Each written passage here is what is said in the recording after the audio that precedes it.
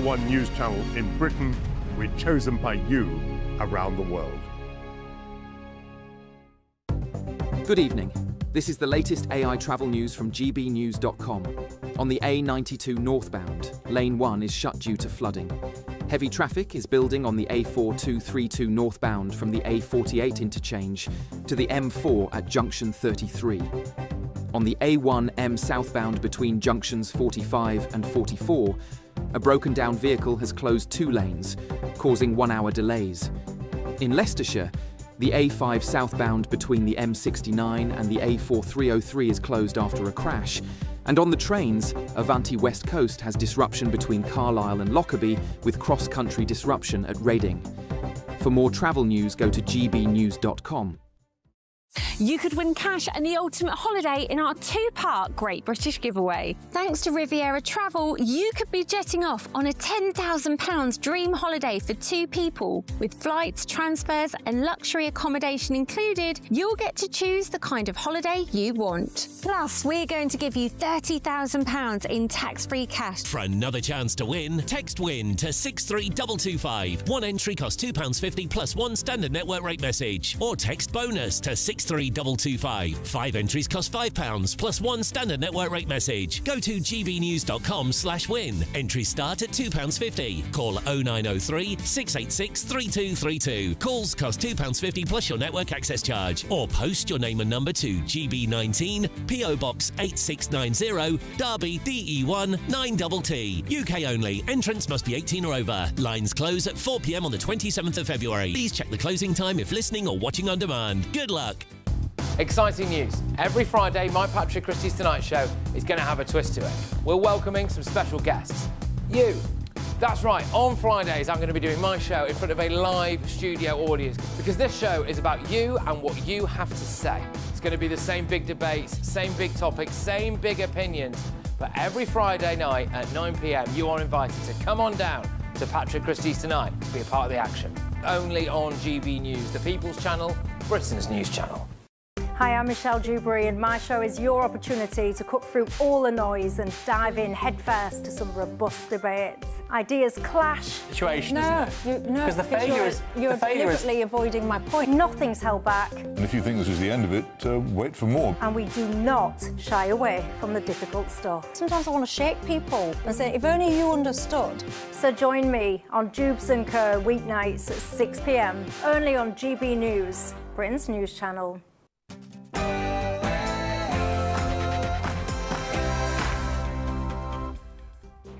Hello there, it's 6 o'clock. I'm Michelle Dewberry, and this is Dewbs & Co. Goodness gracious me, what a day it has been for UK politics. I shall come on to that in just a second, because of course we've all been following the scandal of the man formerly known as Prince, and I can bring you a breaking line tonight. A palace spokesperson has said the following: the King has made clear in words and through unprecedented actions his profound concern at allegations which continue to come to light in respect of Mr Mountbatten Windsor's conduct. While the specific claims in question are for Mr Mountbatten Windsor to address, if we are approached by Thames Valley Police, we stand ready to support them, as you would expect. And as was previously stated, Their Majesty's thoughts and sympathies have been and remain with the victims of any and all forms of abuse. So there you have it. That's a breaking statement then from the palace. Also though, today it is 6 o'clock, and however bad your day has been today, I promise you it has not been as bad as Keir Starmer's. Take a listen to this. The situation in Downing Street is not good enough. There have been too many mistakes. They promised they were going to be different, but too much has happened. A crunch meeting taking place. It has commenced as we speak. What will be the outcome of this, ladies and gentlemen? I have a simple question for you. Will Keir Starmer still be our Prime Minister by the end of this programme? We'll be getting into all of that and more alongside me. My panel, the Deputy Chairman of the Conservative Party, Matt Vickers, and alongside him, the co-host of the Piers vs Maguire podcast, Kevin Maguire. But first up, your 6 o'clock news headlines.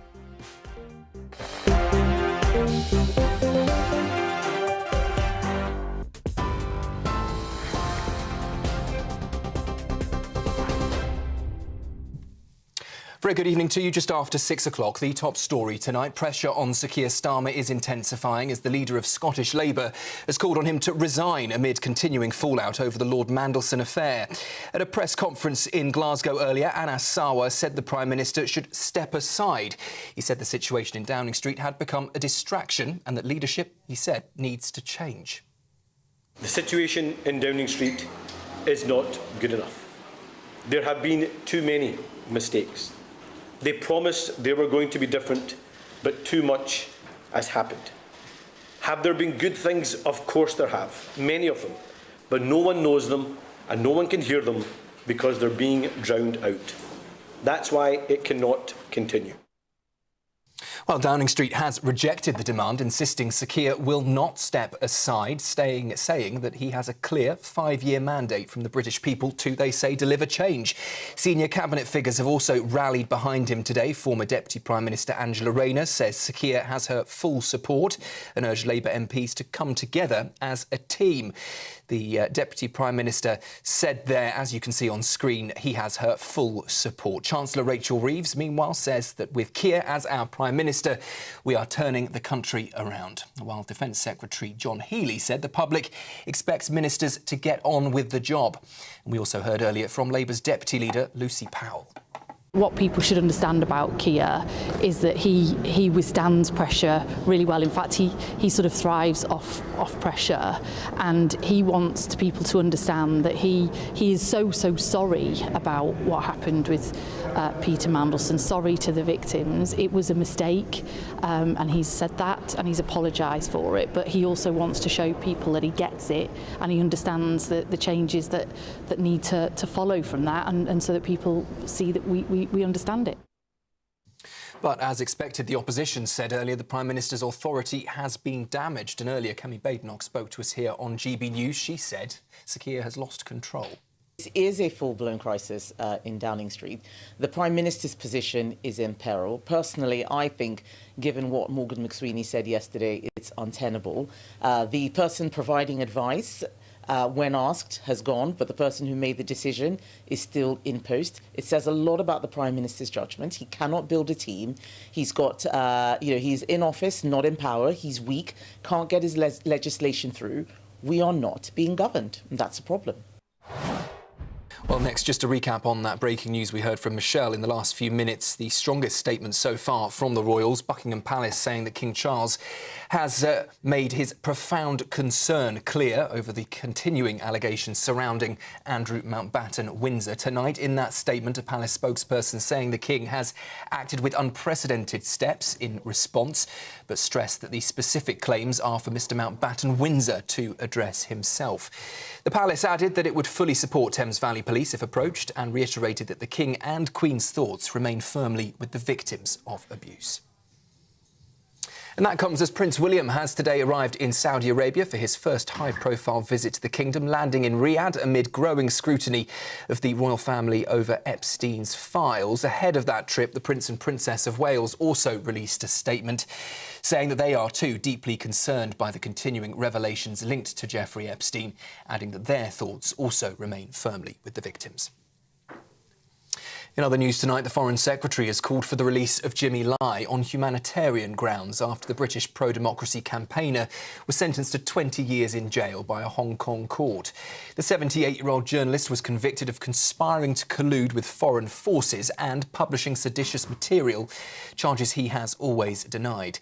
Yvette Cooper described the sentence as tantamount to a life sentence, saying the UK will continue to press Hong Kong authorities for his release.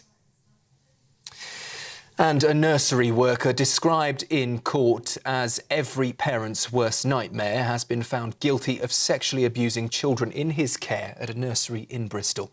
The 30-year-old Nathan Bennett from Bath was convicted of 8 charges, including rape and sexual assault, relating to 5 boys aged just 2 and 3. The court heard concerns were raised by parents and staff last February before CCTV showed Bennett abusing a child. He was immediately sent home, arrested, and the nursery later closed. Bennett had already admitted 13 further offences and has now been remanded in custody. Well, on a very busy breaking news night, those are the headlines. Now plenty more from Michelle.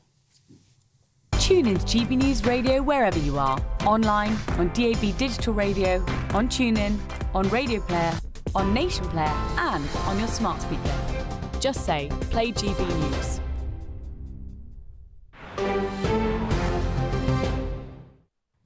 Thank you very much for that, Sam. Hello, good evening to each and every single one of you. My name's Michelle Dewberry. This is Dewbs & Co, and we are keeping you company on this, quite frankly, crazy day until 7 o'clock tonight.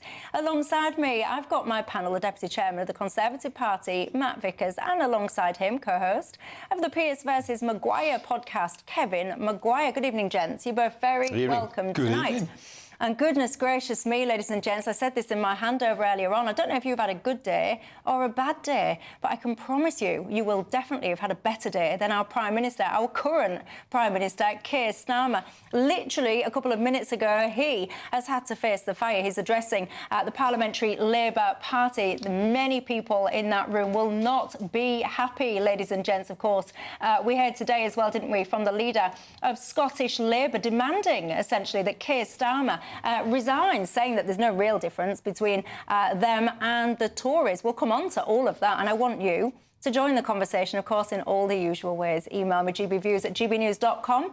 Go to the website, gbnews.com/yoursay. Of course, you can tweet and you can X me. If you missed as well, at the top of the programme, that statement from the Palace, really quite extraordinary, actually, when it comes to the man formerly known as Prince. Don't you worry, we shall revisit that in just a couple of minutes. But look, if you are wondering what on earth has been going on, perhaps you've only just got back from work, worry not. Christopher Hope will bring you up to speed. Sir Keir Starmer is in the meeting of his political life tonight here in Parliament. He's meeting with the entire membership of the Parliamentary Labour Party, trying to convince them that he is the right person to take the party forward in the next few weeks and months. It's a political crisis triggered by the fallout of the appointment of Peter Mandelson to be ambassador to Washington for the UK, and his friendship emerged in the Jeffrey Epstein files from the US government. The drama started yesterday when Morgan McSweeney resigned as Chief of Staff over that appointment and the advice he gave on it, and it continued into today. At 10 this morning, the PM addressed his team, tried to G them up for a big political week, and then at 11 a.m, his Director of Communications, Tim Allen, resigned. That led to concern what happens next on this big political day. By lunchtime, we were told by the PM spokesman that he would not be resigning today. But what was interesting was the lack of any support publicly from other cabinet ministers, just Pat McFadden, the lone voice of support for the Prime Minister. And then at 2:30 p.m. in Scotland, Anna Sarwar, the Scottish Labour leader, speaks out. He says it's time that Keir Starmer moved on. And indeed, it was time for other cabinet ministers to work out what they would do to see if they agreed with what Anna Sarwar says. That prompted, over the next hour, a slew of every single cabinet minister posting messages on social media in support of the Prime Minister. They all backed him by the end, leaving Anna Sarwar somewhat isolated. And now he's addressing the PLP, the Parliamentary Labour Party, trying to convince them that, like the Cabinet, they back him as their leader. A day of high drama, and he's not out of the woods yet. Christopher Hope for GB News in Westminster Hall, in the heart of Westminster. Indeed, and don't you worry, I shall be crossing back to Christopher Hope to get the latest from that meeting that is occurring as we speak. Let's just cast our mind back, though, shall we, to about 2:30 this afternoon. This is Anna Sarwar, this is the leader of Scottish Labour. Listen. The situation in Downing Street is not good enough. There have been too many mistakes. They promised they were going to be different, but too much has happened. Have there been good things? Of course there have, many of them. But no one knows them and no one can hear them because they're being drowned out. That's why it cannot continue. Stand stuff. You lot chomping at the bit to have your say. The inbox is on fire. I'll bring you into the conversation in just a sec. But for now, Kevin Maguire, your thoughts? Well, I think Christopher Hope's right. The Prime Minister's not out of the woods yet. I think it's a stay of execution. He lives to fight another day, but I think he'll be gone. Not not by the end of your programme, Michelle, you won't get that, but I think you'll be gone. And what you can see there with Anas Sarwar is he's realised if he's loyal to Starmer, he's going to struggle in Scotland, so he wants to say, I'm loyal to Scotland and hope that he can recover votes for the big elections in May there, because Labour has gone from, in the general election in 2024, getting for Labour a great recent result in Scotland, to now trailing third, sometimes fourth in the polls. And he can see his big chance of replacing the SNP going as possibly going to be pushed behind Reform 2, maybe another party. So he's gone for broke. But it doesn't seem to be organised, because what was organised with all those expressions of support from the cabinet. That's how Matlow probably helped organise these before in his own party. And you just say, right, this is what we want you to say. They all say it. So Anas Sarwar, it looks like he's the Lone Ranger there, and he's gone on his own, and he hasn't organised it with the big English mayors, whether on Tyneside, Merseyside, Greater Manchester, or with any cabinet members. But that's why he's done it. He's seen that Starmer is now electoral kryptonite in Scotland, so he thought, right, I'll just nail my colours to the Saltaire, call for Starmer to go, and hopefully get a boost. Whether he does or not, we'll find out. Tell me what you think to that Anas Sarwar thing today. I found it very odd. I imagine that he was suspecting that other people might follow suit straight behind him, but it didn't happen, did it? Matt, your thoughts on it all? I don't think we can be 100% confident he won't have gone by the end of the show. There's a good 45 minutes left. Yeah, Anything could happen. Don't go anywhere. Sorry, I bet you 20p's still there. Sorry Starger started on Wednesday when he stood at the dispatch box, was battered by Kemi Badenoch, and confessed to the fact he knew long before he appointed him that Mandelson had carried on those relationships after he was convicted. I mean, the entire thing stinks. But then not only did he confess to it, not only did we see what was wrong with the situation, he then spent the rest of the night scrapping over whether or not to release all of the vetting documents and let people know what's been said. He would not be as scared about releasing them if there was nothing to be seen here. But for those backbench MPs who are rightly furious, they've followed this Prime Minister over the edge of a cliff. They've seen U-turn after U-turn. They were sent through those lobbies to vote to axe the winter fuel payments that were sent through there on Chago. Like they've been marched up a hill constantly.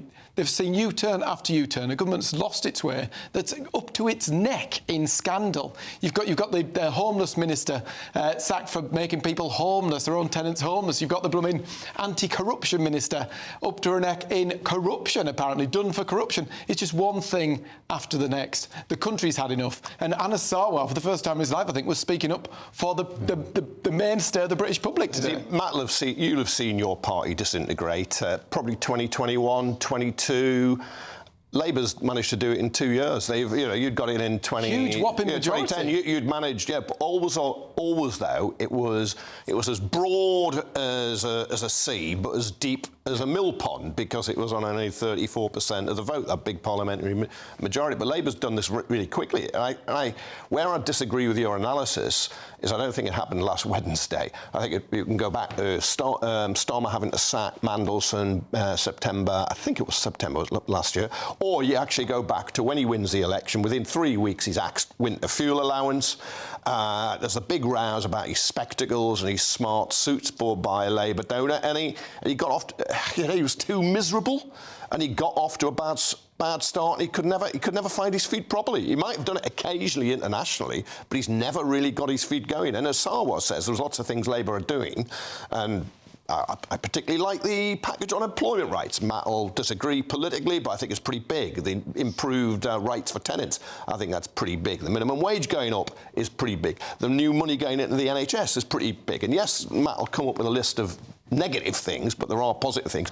But no one's talking about them because he can't communicate. He hasn't got a vision. He's absolutely failed, and you need a vision. I think you arrived. I mean, you're right. It started in July 2024. He arrived there without any plan, any vision. He made promises to wealthy women. He made promises to pensioners. He made promises to farmers. He made promises to small business. In fact, anyone who pays the council tax, not a penny more on council tax. We know what happened there. It's been a disaster from start to finish. Those poor Labour MPs, I actually feel quite sorry for them. They arrived thinking they were going to do something for this country. They've been pushed through that lobby to vote for some of the most disastrous, awful things ever inflicted on the public of this country. The question for Labour is whether it can reset, regroup under a new leader, and then whether you can get legitimacy without a general election.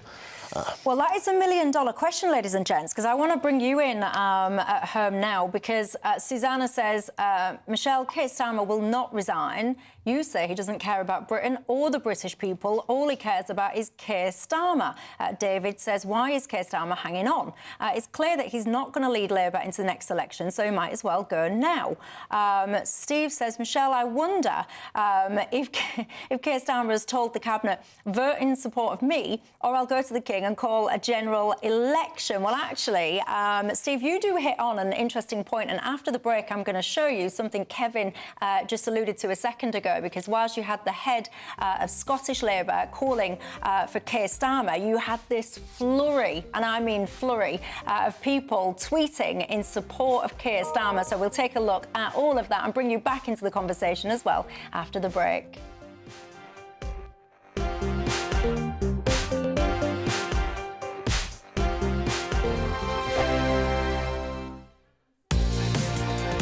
Mornings don't have to be tiresome, especially if you have the right company.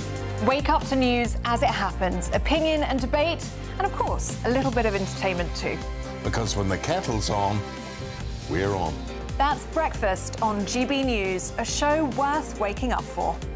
Every morning from 6 a.m. Only on the People's Channel, Britain's news channel. We'll spread the news, you spread the word. From the school run to the home run, watch a new show for all of Britain. He can say whatever he wants. A straight-talking show where all voices are heard.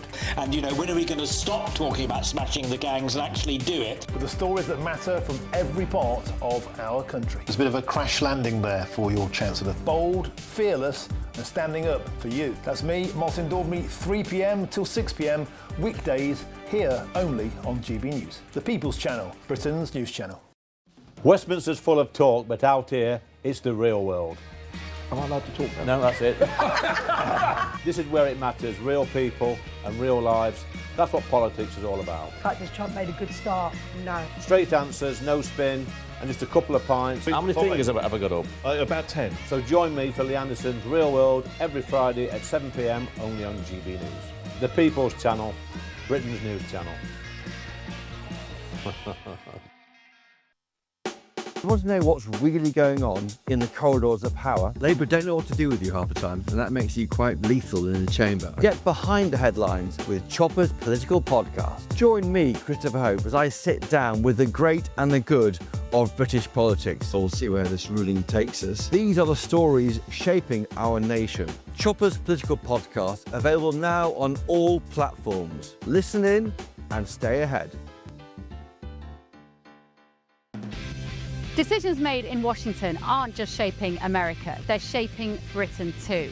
From migration to global security, from crime to health.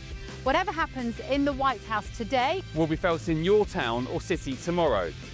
That's why The Late Show is live from Washington, D.C. Cutting through the politics to show you what it all means for Britain. The Late Show live every night at midnight. Only on GB News, Britain's news channel. Bold. They are under no illusion. Ray. Are you a human trafficker? Boundless. I've had enough of the nonsense, and I'm not afraid to say it. Don't get us on the BBC. Every weeknight, I tear through the headlines. The smell of gasoline. Should we be worried about it? From Westminster madness to cultural war chaos. What we're going to do now is they are throwing things out the car as we speak. Get ready, Britain. Here we go. Patrick Christie tonight, weeknights from 9 p.m, only on GB News, Britain's news channel.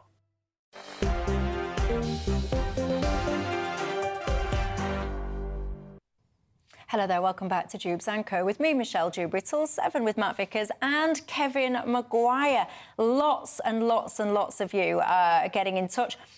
You keep saying there's this sense here that, because I'm asking you, Keir Starmer, of course, in this crunch meeting as we speak right now with the PLP, I'm asking you, do you think he'll still be the Prime Minister by the end of it? So many of you are getting in touch saying, absolutely, he will cling on, Val says.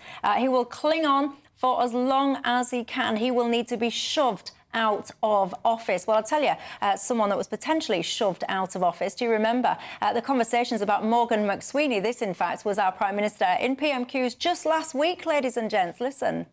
Does he have the same full confidence in Morgan McSweeney that he had in Peter Mandelson? Prime Minister. McSweeney is an essential part of my team. He helped me change the Labour Party and win an election. Of course I have confidence in him.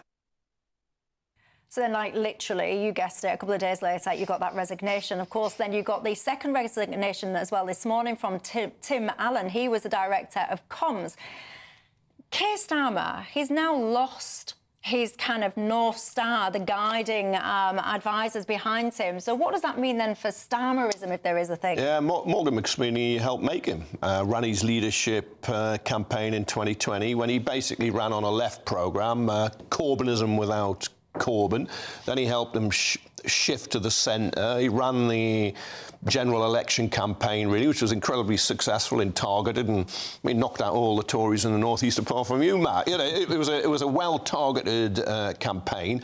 Then he went into Downing Street, but there was a lot of battling with other people. Then he emerged triumphant. I mean, no, he's lost his. He's like the Roman emperor who's lost his Praetorian. And if you lose your Praetorian, you can become defenceless, and you're not in a stronger position. You buy yourself some time by getting somebody to carry a can, and it probably deserves to carry a can, but you come back, well, who appointed him and who listened to the advice, which was the Prime Minister.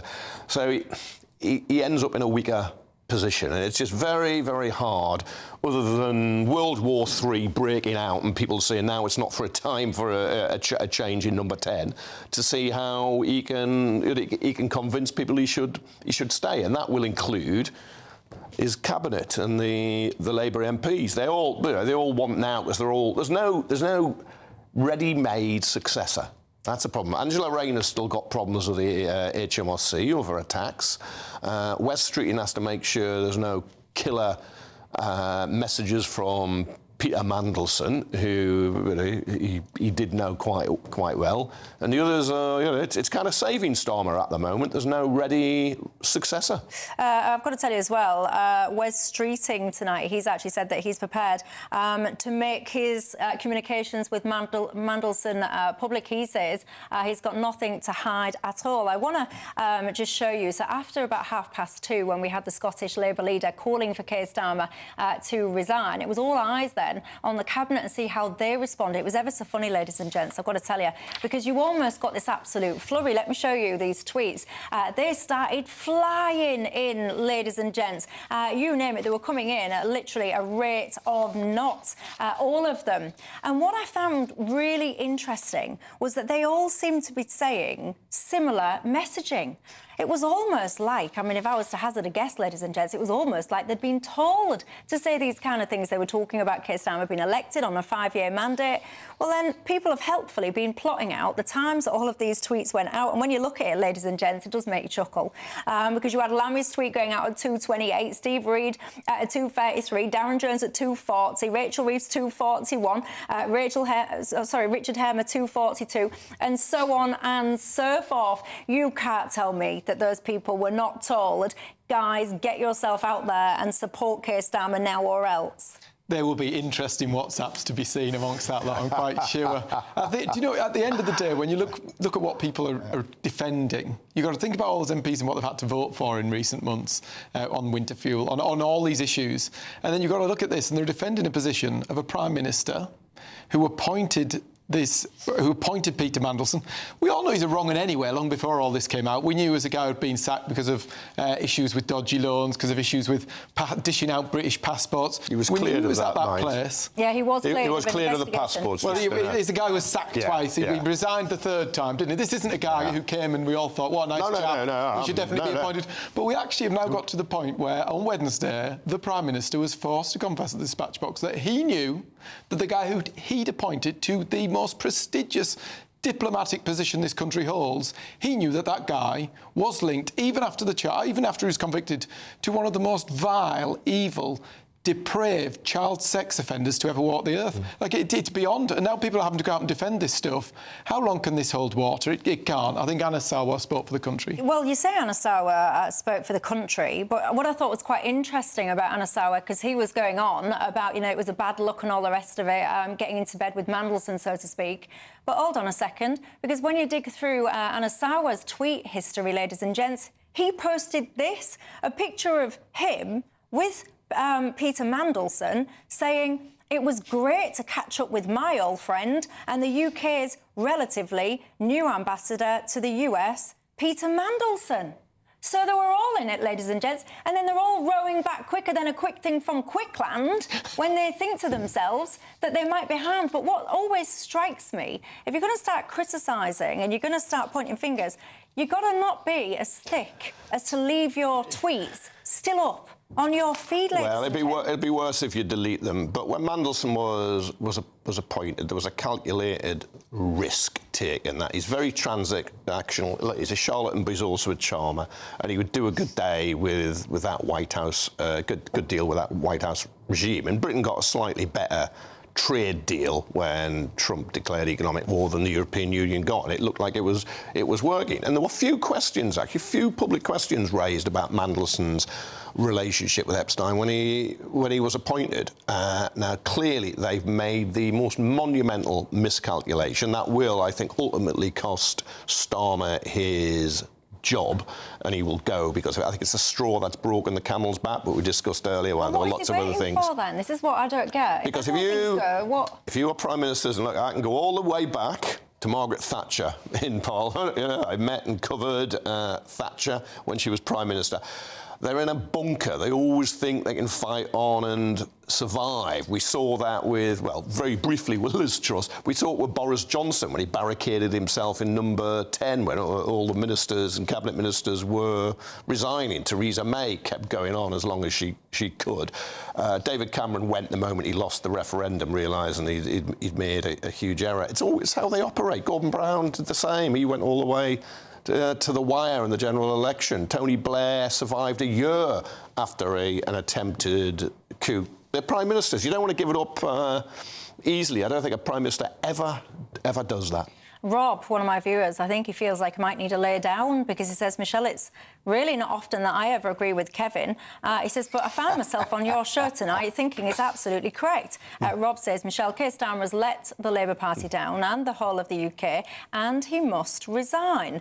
Mike says, Michelle, something is wrong with a system that gives Labour a massive majority when only 1 in 5 people voted for them. We must have a general election soon. And this theme is coming through thick and fast for many of you at home, demanding another general election. Yeah, but may I just say, though, it's getting a big majority on such a small vote, he's right. It's the electoral system we have. That's what you have to change. I remember when Nigel Farage and Richard Tice used to support a proportional representation. They have totally changed. I used to discuss it because I agreed with them.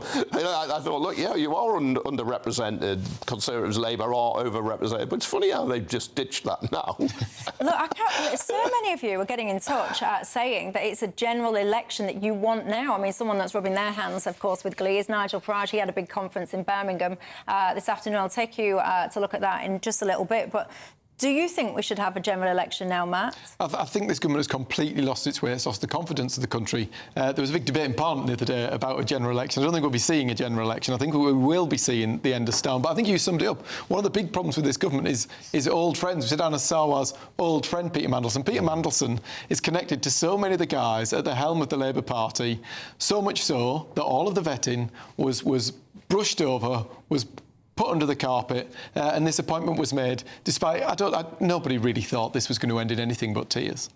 Well, are you in tears now as you sit with your head in your hand, perhaps in despair of what goes on in this country? Someone that did not have their head in their hands today, ladies and gents, quite the opposite, in fact.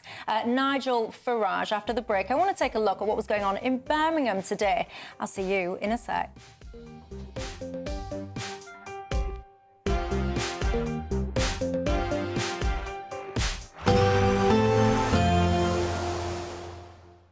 Ready to soak up that holiday sunshine?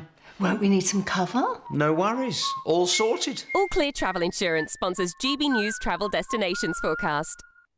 If you think it's been wet in the UK of late, then do spare a thought for Portugal and Spain. Here we've got further very heavy rain on the way on Tuesday, particularly for Portugal, where flooding is a real concern. It will also turn very windy once again for a time. The central Med, though, seeing the driest conditions with a few brighter interludes for parts of Italy. The Balkans, though, Greece and Turkey will stay fairly unsettled and changeable with showers or longer spells of rain, perhaps even some thunderstorms for Santorini by the end of the week. Sunniest for Tenerife. All Clear Travel Insurance sponsors GB News Travel Destinations Forecast. Hello and welcome to the latest update from the Met Office for GB News. It remains grey and gloomy for many of us during the next 24 hours. Prolonged rain for some, showery rain for others. Very little respite from this persistently damp weather pattern that we found ourselves in since the start of the year. Low pressure sitting once again to the southwest, sending wet and windy weather through. The initial band of rain that we've seen in the southwest earlier in the day, well, that fizzles away to showery rain across central parts overnight. Drier towards eastern England, northwest Scotland, in between further spells of rain. Extensive low clouds, mist and fog in places as we begin on Tuesday, but actually frost-free. A relatively mild start to the day, if rather gloomy. Now at first there will be some dry weather, even some brightness towards central southern England and the southwest, but that's only ahead of the next weather front that's moving in by this stage across western parts of Cornwall. Showery rain ahead of that across much of England and Wales. More persistent damp weather eastern parts of Northern Ireland into central and southern Scotland. And this wet weather across eastern Scotland, well, it's going to be remaining in place throughout Tuesday, Wednesday, and indeed the first part of Thursday. So rain warning in force for eastern Scotland. That rain adding to what has already been a very wet few weeks across the east of Scotland. Snow on the highest peaks, but rain at most other levels and elsewhere across the UK. Further cloud and spells of rain. One band of rain swiftly moves through, followed by some lively showers into the southwest. Wednesday's a right dog's dinner, a lot of cloud cover across the UK. Spells of rain in many places, particularly northern areas, and the snow on the highest peaks begins to lower, so above 300 or 400 metres we'll see snow across eastern Scotland. And that's the mark of things to come, with the weather turning colder on Thursday and Friday. Thank you, Britain, for making GB News Radio such a huge success. Whether you're in the car, on the go, or listening at home, thank you for choosing us as your radio station. Good evening. This is the latest AI travel news from gbnews.com. On the A92 northbound, lane 1 is closed due to severe flooding. In Cardiff, the A4232 northbound is experiencing slow traffic from the A48 interchange to the M4 at junction 33, Capel-Lenilton. In West Sussex, the A27 westbound is heavily congested between the A285 at Chichester and the A259 at Chichester East, causing delays of around 15 minutes. Additionally, on the trains, Great Western Railway is facing major disruption on several routes, and South Western Railway services are disrupted between Fareham and Portsmouth Harbour or Havant. For more travel news, go to gbnews.com.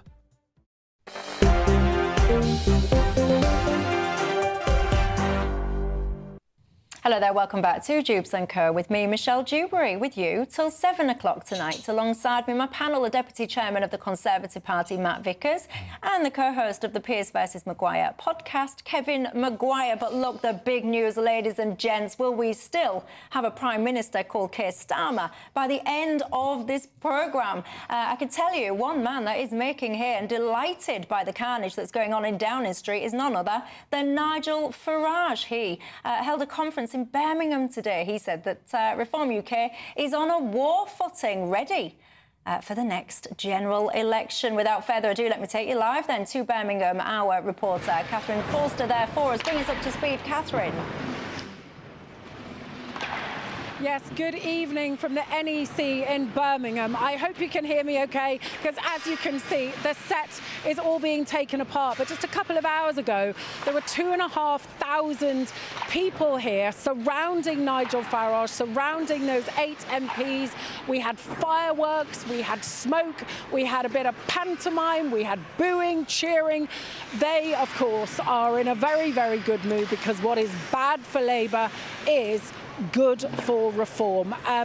They talked about being ready for a general election, potentially in just a couple of months. Now, it's only a week ago that Nigel Farage says they were sort of halfway ready, but now they've opened up for candidates, and they seem to be of the understanding that a general election could come sooner rather than later. Probably not in the next couple of months, but certainly they think maybe next year. But I did ask Nigel Farage about the Prime Minister, his position, and I asked whether in the national interest he should resign. Let's have a look at what Nigel Farage said in response. Yes. Look, if a Prime Minister loses credibility, can't command the House of Commons, can't command his own party, doesn't have respect internationally, then it's not in the national interest for him or her to stay.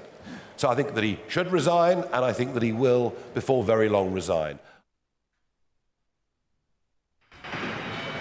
He also said that whoever comes next would be potentially much worse. He says they will take Labour further to the left because of the threat from the Greens and Zach Polansky, because of the increase in sectarian voting. He talked about possibly the markets taking fright. But Reform are very upbeat. They've got these 8 MPs. They are still riding high in the polls, and they are promising change. We heard it before, didn't we? Labour promised change. They haven't delivered it fast enough for people. It's easy to promise change when you're not in power. Governing is rather harder. But he talked about the slogan of Reform, really: family, community, country. He talked about, I think the biggest cheer was when they said get rid of the madness of the net zero agenda. Talked about the trades, talked about apprenticeships, giving young people hands-on skills rather than packing them all off to university and loads of debt. Talked too about the need to increase defence spending and cut back on welfare. So a good day here for Reform, but a very, very bleak day down at number 10 Downing Street. Yes, indeed. Thank you very much for that update. I shall leave you to your packing up. Thank you very much. Reform UK. I mean, these, whether you like them or you love them, they are the primary threat right now to the Labour Party, right? Yeah, and the Conservatives, yeah. No, they're ahead in the polls. They're around 30%. So they're getting normally polls show them on a smaller share of the vote than Starmer got with Labour last time round, but they're out in front, that's true. But they should be careful what they wish for, because a lot of people have made up their minds that Keir Starmer is a dud. You hear it from Labour MPs. One said, look, I mean, Cholera's more popular on the doorstep than Keir Starmer. You make up your mind he's a dud, people want him to go, they might get somebody who's more popular, and that will be a threat to Farage, could be a threat to Badenoch and the Conservatives. So it's kind of in politics you want the scalp if you can get it, particularly if you're instrumental in some way and get rid of a Prime Minister. But it doesn't always work out for you. Go back to 1990 when Labour cheered when Thatcher fell and John Major came in. 18 months later, he won a general election. Cheered when Theresa May went, Boris Johnson came in, he won a general election. What's to say somebody doesn't come in for Labour and just proves more popular, more successful, has a vision, can develop a story, say, I'm doing this for you. So I can see Nigel Farage, he's got to talk a good game. He does talk a good game, but he'll also be worried about what comes next should Starmer go. What do you think should come next? Who do you think should come next? I mean, I don't mean to be rude, but when you do look across the kind of the group of the potentials, do any of them kind of excite you? You tell me. What do you think, Matt? I haven't seen the polling on cholera and Starmer, but I imagine that would probably come out conclusive. I think it's eradicated in this country as well, so I think we're safe from it. Yeah. People might say, oh, it's not in the interest of the political parties to have rid of Starmer. It might not be in the interests of other political parties, but it's certainly in the interests of the country. When you look at all those people out there struggling to pay energy bills, they were told they were going to get a cut of 300 quid on their energy bills, they're paying nearly 200 quid more.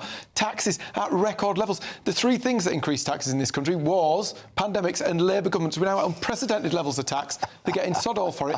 21% more people are unemployed. That's real people's lives. They're not able to take a pay pay packet home. They're not able to look out for their aspirations and ambitions. It's devastating what's happening to our There's also economy. more people in and work. The cost of people out there. Again, just in the interest of fairness and balance, there are also more people in work because more people have come into the labour market. We're paying more in tax, 21% more people without work. So, and the young some people, will, if you've gone up a tax, if you've had a pay rise and you've gone up a tax band, yes. It is young people that are paying the price. They're at the front end of this. Youth unemployment is at ridiculous levels. Yeah. And there's real consequences to some of the mistakes that are being made. But it has been and was throughout 14 years as well. There's a systemic structural problem.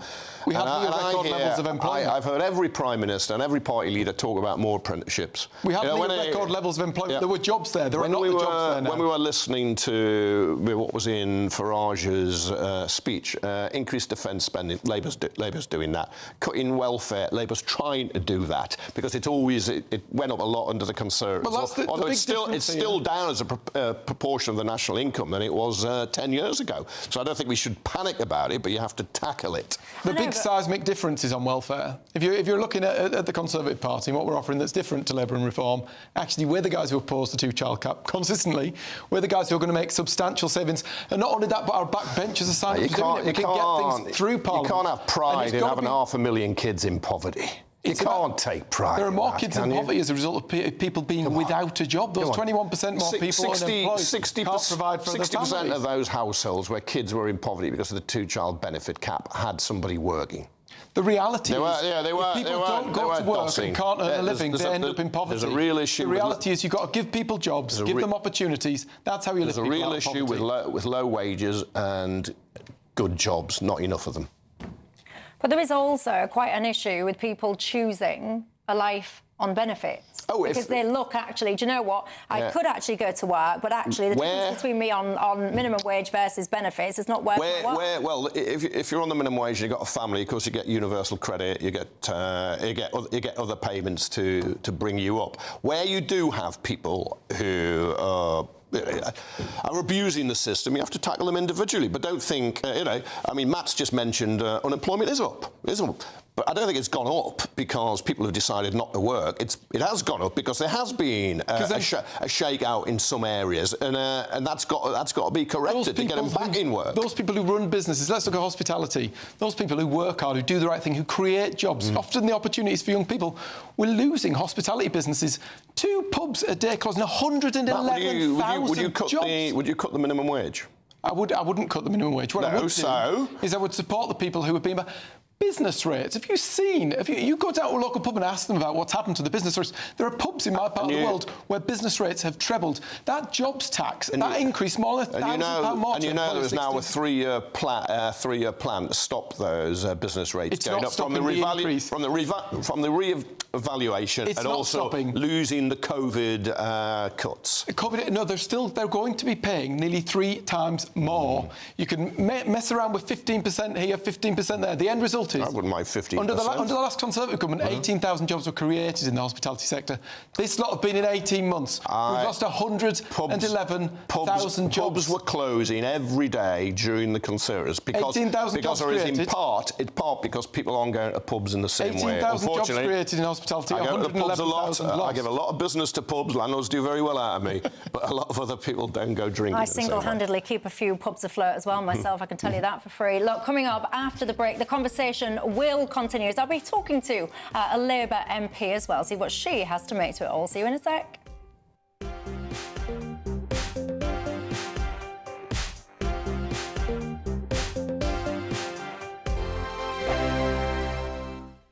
I'm Michelle Dewberry. This is Dewbs & Co with you. Hello everyone, Patrick Christie is here. GB News, Britain's news channel. Access the stories that matter to you. Take the GB News family with you on any device.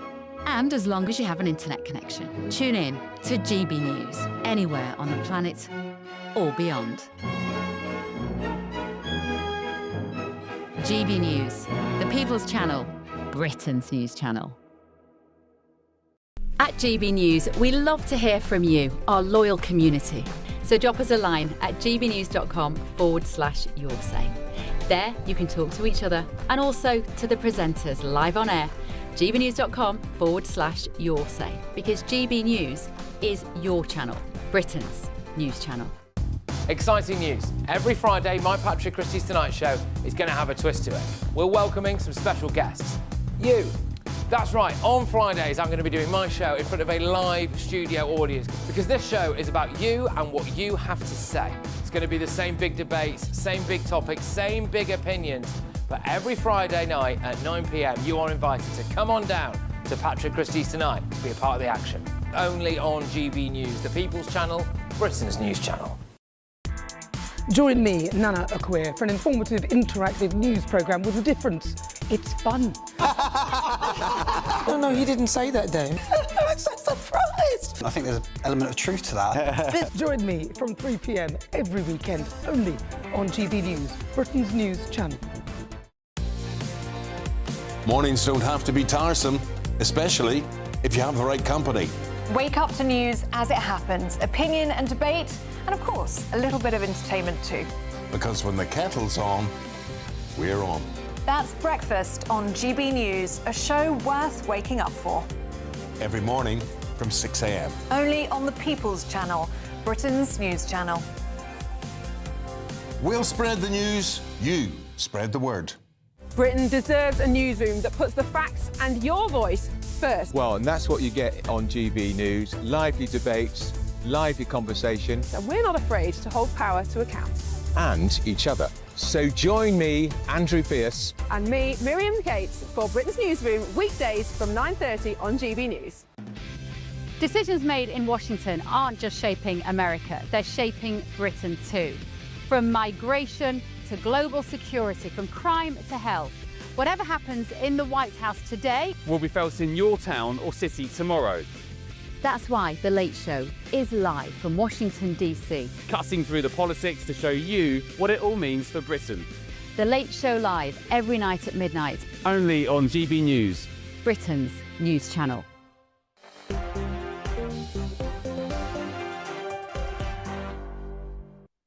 Hello there, welcome back to Dewbs & Co. With me, Michelle Dewberry, Matt Vickers and Kevin Maguire. Well, as we speak, ladies and gents, one man is fighting for his political life. Keir Starmer addressing the Parliamentary Labour Party. When I say addressing them, by the way, I do say that with a slight chuckle in my mouth because what I'm saying is probably begging right now for them all not to kick off so they can stay in his job. I did indeed speak to one of those Labour MPs a couple of minutes before the programme started, Catherine Atkinson. Let's take a listen to her.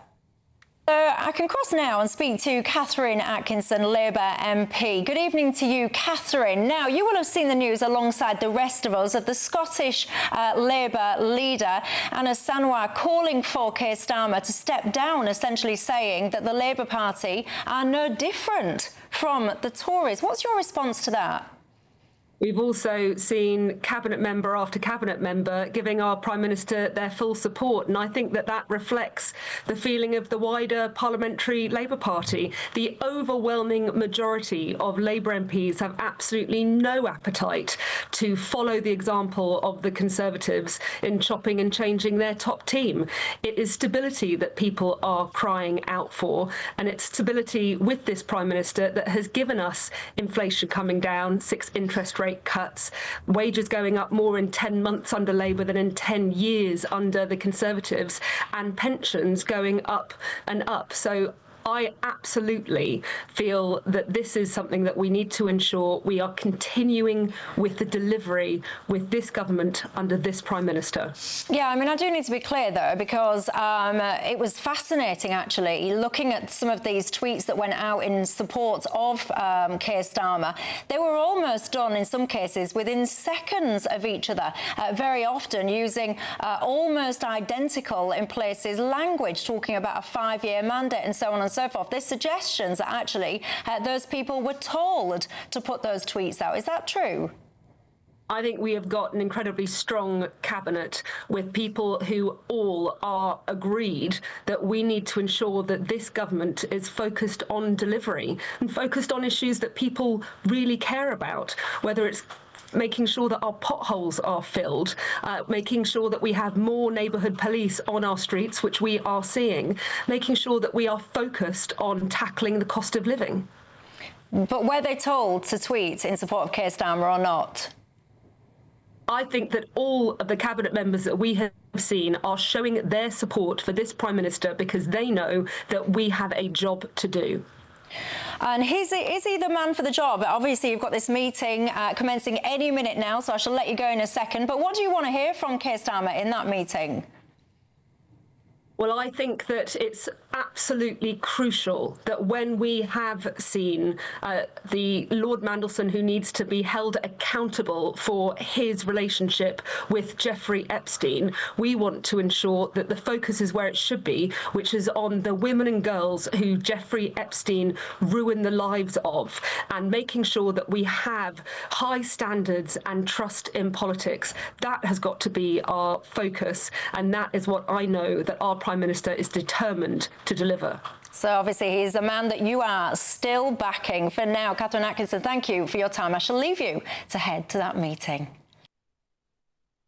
She'll be in that meeting as we speak. I do always find it fascinating when Labour keep banging on about how passionate they are about women and girls, because what I would say back to that, if I had a little bit more time, if you're so passionate about women and girls, why have you almost had to be dragged kicking and screaming then when it comes to inquiries for grooming gangs? Why now still do we not have that guidance when it comes to that Supreme Court ruling that women in the Equality Act, of course, means biological female? There's so many things I could push back to that, but I don't have the time. Anyway, final thoughts from you, Kevin Maguire, before we bid you farewell. He does have some support. Yeah, she won't be alone, but I think the mood has shifted against him. Not just in the country, but I think it's shifting in the Labour Party in Parliament, MPs, and I think it's shifting amongst cabinet members. Matt? I hope Keir Starmer gets to see that footage and rewards her accordingly. Do you know what? I think he's lost the confidence of the country. He's fast losing the confidence of his MPs. And we did say earlier, did it start on Wednesday with this saga, or did it actually start in July 2024 when he came into office without any sort of plan, broke his promises to WASPy women, broke his promises to pensioners, broke his promises to farmers, broke his promises to small business people, broke his promises on everybody's energy bills, said he was going to go down by 300 quid, up nearly 200 quid, broke his promises to everybody who pays council tax. I think the country's had enough. I don't think you'd kept yours, though, the Conservatives. I mean, that's why. Never has there been a end, list of so many broken promises. I'm sure U-turn after U-turn, scandal after scandal. It's a disaster. It's time to put him out of his misery. Who is going to be next, ladies and gents? I can tell you now, Wes Streeting, he's published some of his WhatsApp messages with Peter Mandelson. He says, quote, I am toast at the next election. He asked questions like, why isn't there a clear answer to the question, why Labour? He says he feels that Labour have no growth strategy at all. And he goes on and on. Ladies and gents, I can tell you right now, this whole saga is not ending any time soon. Jack says, Michelle, all I can say is Keir Starmer is an asset to Reform UK. Long may he reign. Well, there you go, ladies and gents. What a day. What a day. And yes, currently, Keir Starmer is still our Prime Minister. But for how long? Who knows? Thank you to my panel. Thank you to you at home. Have a great night. I'll see you tomorrow night. Expect warm spells with the odd rude interruption. Box Boilers sponsors the weather on GB News.